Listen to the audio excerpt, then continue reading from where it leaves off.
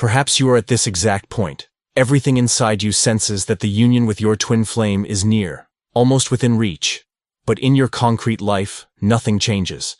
The circumstances seem the same, the message doesn't arrive, the meeting doesn't happen, and you begin to wonder if you've gone mad, if you misinterpreted everything, or if that person truly isn't your twin flame.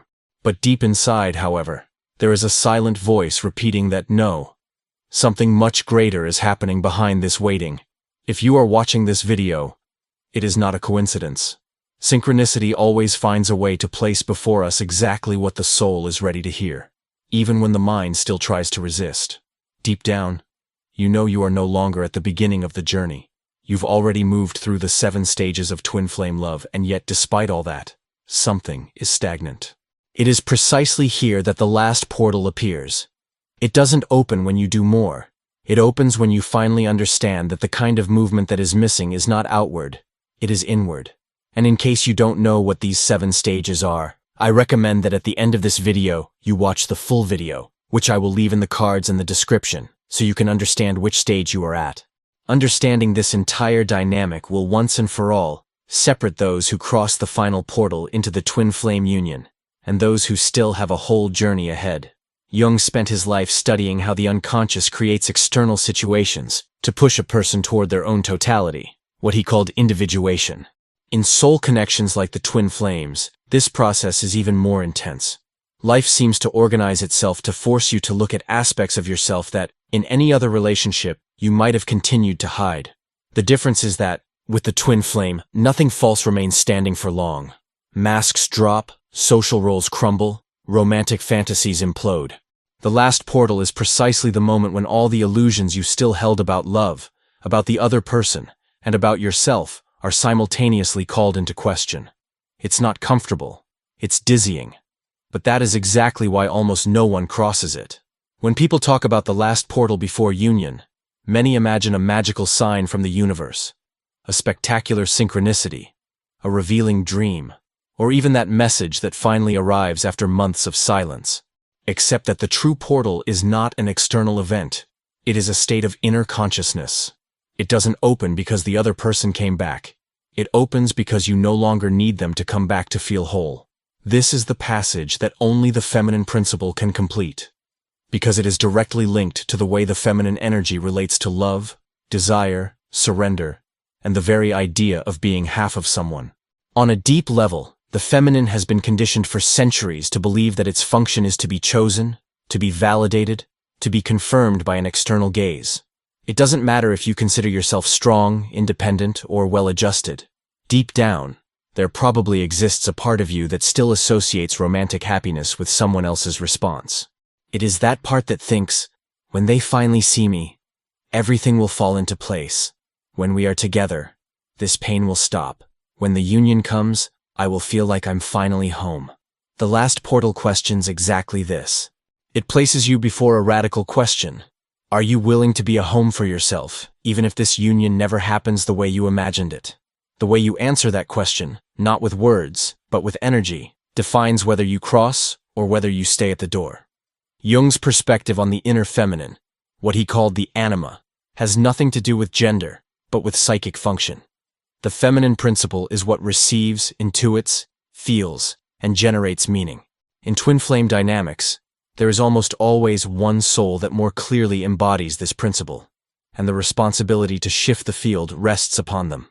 It is not a matter of blame, it is a matter of power. The feminine is the side that creates the energetic climate in which the story unfolds. As long as this feminine is vibrating scarcity, anxious waiting, and the need for confirmation, the entire field revolves around the lack, even if, consciously, you say you trust the universe. The last portal demands that you change the originating vibration, from, I need this to work out, to, I am already whole now, with or without this union. However, there is a paradox here. The mind hears this and tries to turn it into a strategy. So, if I pretend I don't care, they will come back. But the last portal does not respond to pretense. Energy cannot be fooled. It's no use telling yourself you've chosen your own life while, in secret, you still spend the day monitoring social media, compulsively reading tarot, or searching for hidden signs in their every post. What opens the portal is brutal honesty with yourself. It is when you admit, yes, I still feel, I still desire, I would still like it to be with them. But despite that, I will no longer live kneeling before this possibility. I choose to walk upright. This transition from necessity to choice is a hallmark of individuation, and that's why it is so uncomfortable. It kills the version of you that was defined by the absence of the other. Before crossing, almost every feminine soul goes through a very specific stage, the sacred exhaustion. It's not just emotional fatigue, it is something deeper, as if the soul itself is saying, enough is enough. You can recognize this moment because the old behaviors lose their flavor. Sending an impulsive text no longer brings relief. Playing games no longer makes sense. Stalking no longer feeds the fantasy. Promising yourself that this time it's the one feels empty. At the same time, a part of you begins to take interest in things that didn't have space before. Personal projects, spiritual expansion that doesn't revolve around the relationship, reconnection with the body, with creativity, with life purpose. It is as if two versions of you are coexisting at the same time, the one that is still waiting, and the one that already knows it can no longer put its life on hold. The last portal is precisely the breaking point between these two versions. At this time, many people get confused and think they need to choose between forgetting the twin flame and continuing to believe forever. The mature feminine does neither. It does not deny what it feels, but it also does not turn the feeling into an altar where it sacrifices its own existence. It honors the truth of the connection while honoring its own life. Jung described this type of stance as the capacity to hold opposites without splitting in two. To love and to release, to feel and not to cling, to desire and not to idolize. This is the type of consciousness the last portal demands. You don't cross by pretending you don't love, you cross by learning to love in a way that doesn't destroy you. Perhaps right now, you are facing tests that seem precisely designed to test this. Situations where everything invites you to return to the old pattern. Seeing them with someone else.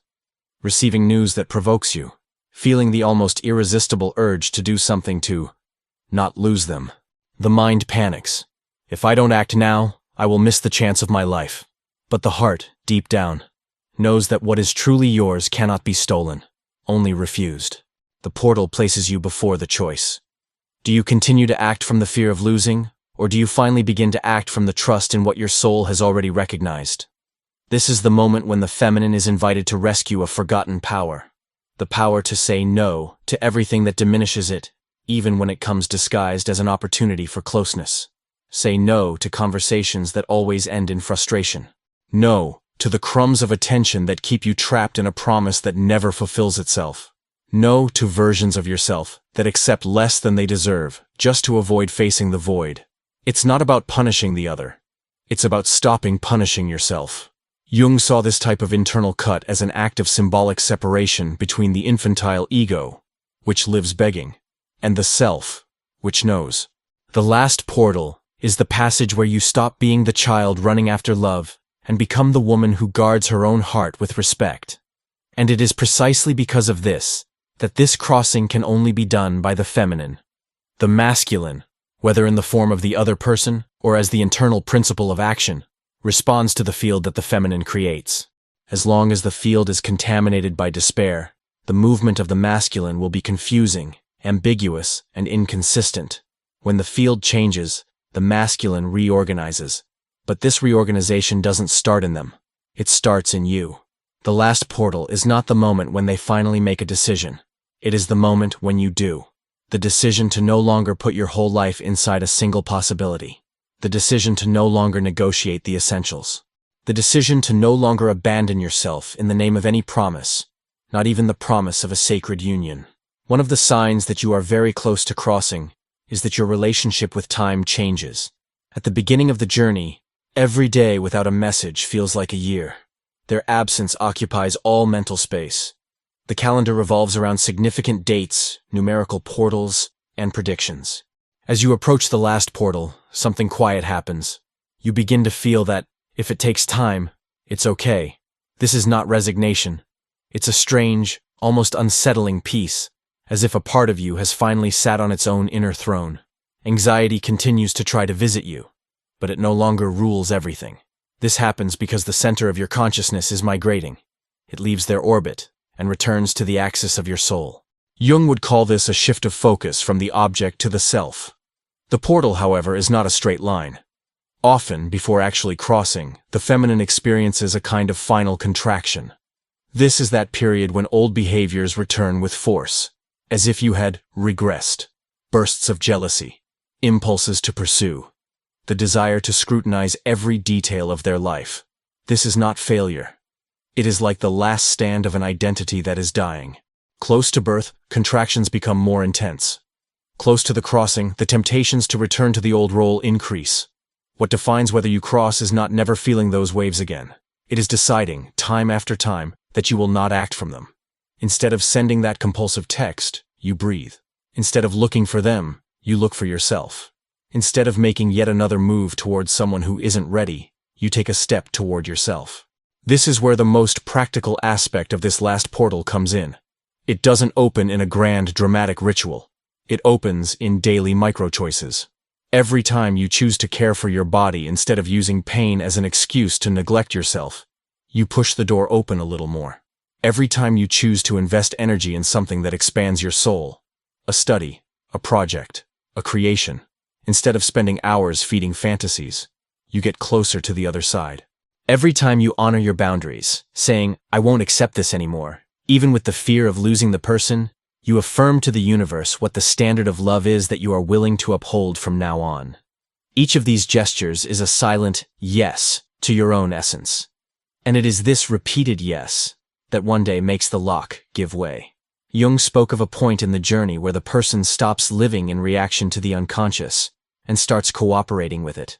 In the twin flame context, this means stepping out of the position of a puppet of your own emotions into the position of a conscious co-creator of your own internal reality.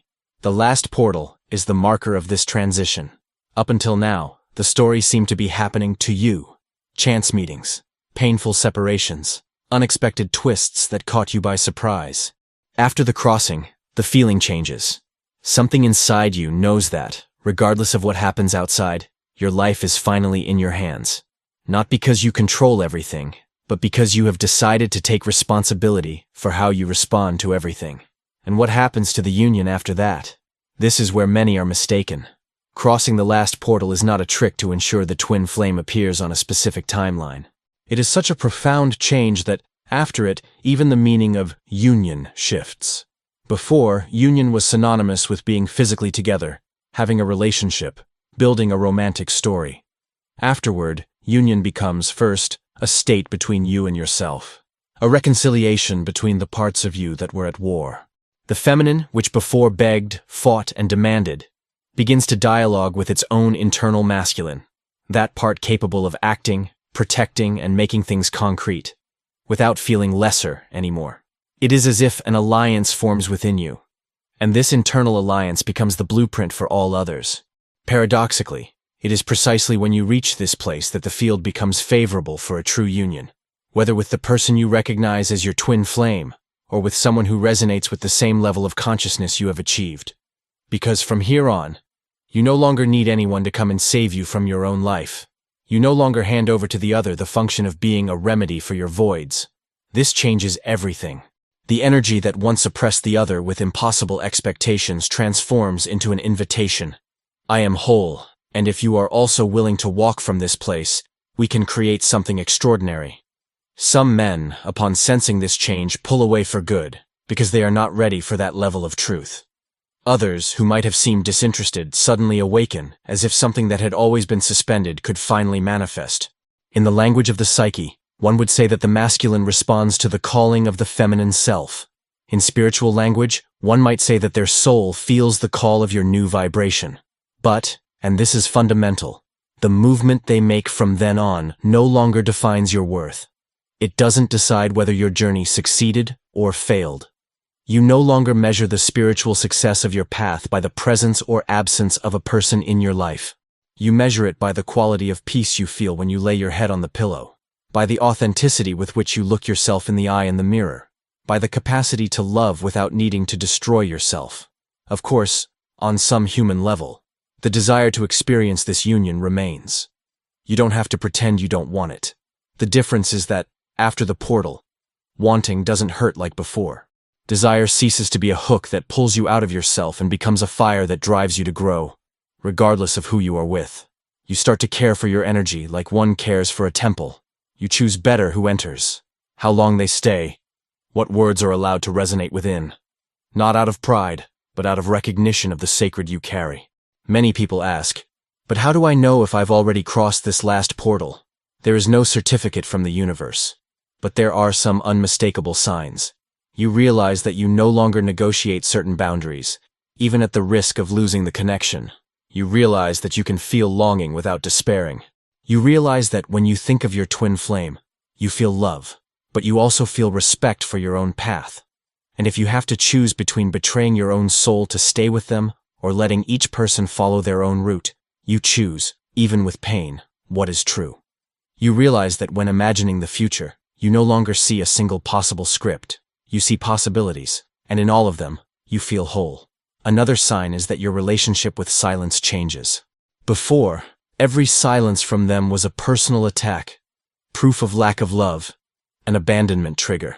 After the crossing, many silences stop being about them and become spaces where you listen to yourself.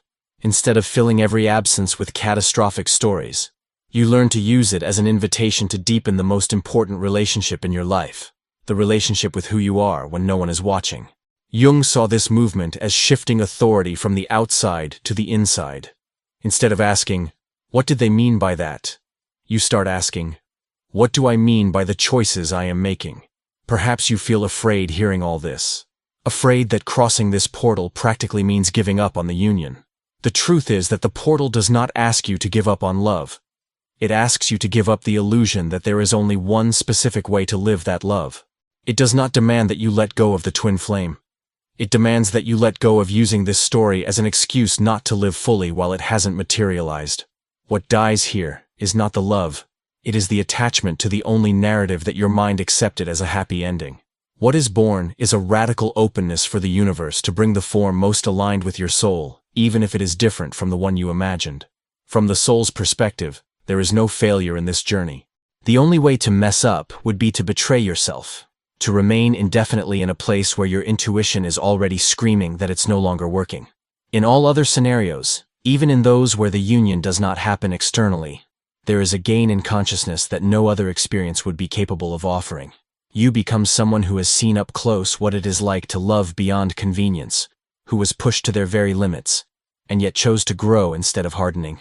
This is the kind of maturity that is not lost. You carry it into all other relationships, into the way you work, create, and position yourself in the world.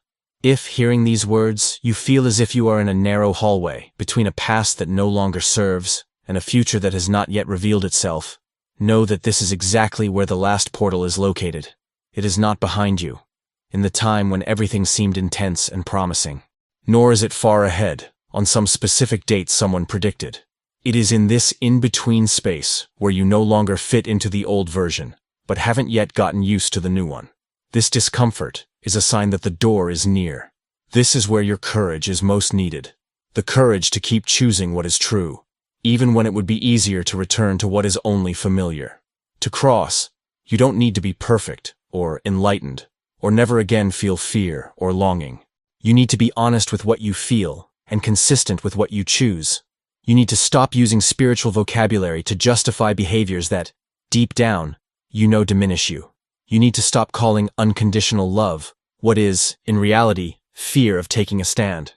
You need to stop confusing surrender with self-abandonment. The last portal recognizes only one language, that of lived truth. If your soul felt that this video was speaking directly to you, that it accurately described this internal place where you find yourself, it is because you are ready to take the next steps in this crossing. For this, over time, deep resources have been created to accompany you in this process of individuation, shadow work, and the recovery of emotional sovereignty, such as a structured 21-day inner work journey inspired by Jungian psychology, and a practical manual for those days when the twin flame journey seems unbearable. These types of tools exist precisely so you have support when the mind wants to return to old patterns, when the body trembles with the fear of losing, when the loneliness seems too great.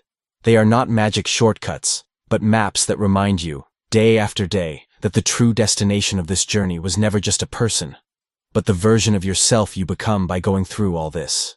If you made it this far, it's because some part of your soul recognized that this last portal is not just a beautiful concept, it is exactly the point where you are now.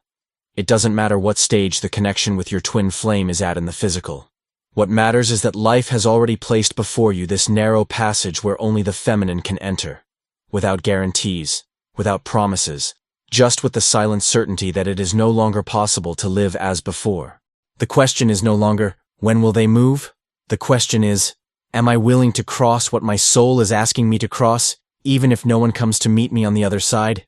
Because in the end, the true miracle is not seeing the door open out there. It is realizing that the key has always been in your hands, and that the lock has always been inside your own heart. Therefore, if this content truly resonated with you, if you felt that I was accurately describing this internal hallway you have been quietly traversing, I want you to leave a clear sign down here. Write in the comments, I crossed the final portal. It's not just a phrase, it's an energetic decision, a way to seal with your own soul that you will no longer abandon yourself, that you are willing to die to the old versions of yourself to be reborn in your whole, sovereign, and true spiritual identity. When you write this, you are not talking to me. You are talking to the universe. I accept the passage, even if I don't control what comes next. And if you feel you need a structure, a step-by-step plan to sustain this crossing without falling back into the same patterns, I have created 2 deep resources exactly for souls like yours. The first is the 21 Days of Transformation with Carl Jung, a guided path to integrate your shadow, dialogue with the unconscious, and rebuild your identity based on your truth, not on the lack of anyone. The second is the Soul Survival Manual, designed for those days when the pain of the twin flame journey feels too great, and you need practical tools not to give up on yourself. They are 2 allies for this last portal, one to help you cross the symbolic death of your old versions, the other to sustain you while the new has not yet fully manifested. The links for both are in the first pinned comment of this video. And now we'll see you in the next video.